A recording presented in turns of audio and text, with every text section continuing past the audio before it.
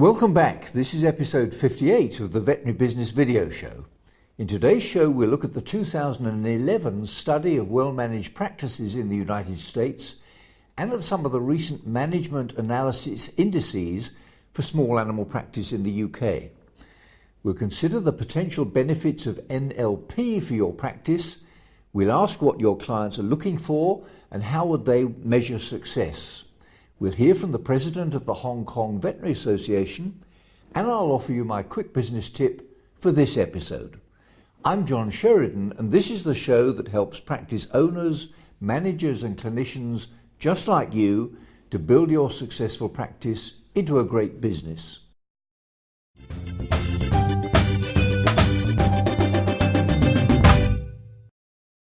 Today I want to return to the issue of benchmarking in veterinary practice. Two reasons.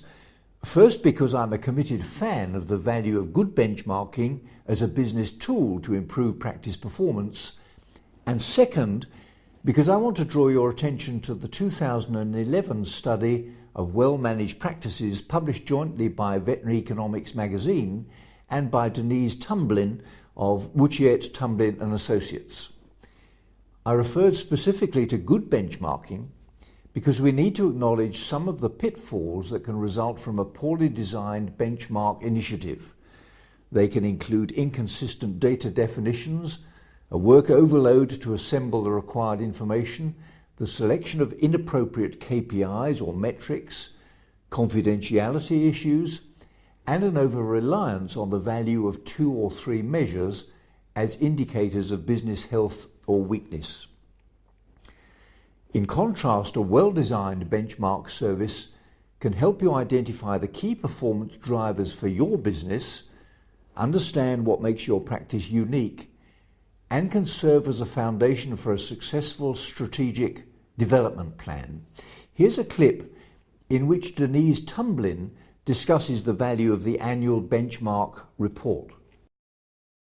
First of all, it's loaded with great statistics, and veterinarians are pretty competitive, so they always like to compare their own practice to other practices, and that's a good thing to do. I think it's always helpful to have benchmarks to aim for, and I firmly believe it's best to aim for the best benchmarks rather than just averages. Who wants to be average?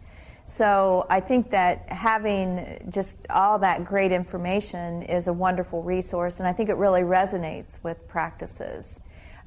Certainly having those resources to compare to, that's a huge benefit, but just even the other points of wisdom, if you want to call it that, from the study participants. I mean, these are some of the best managed practices across the country. So learning from them and taking that information and applying it in your own practice, I think, is just a huge, huge value to people.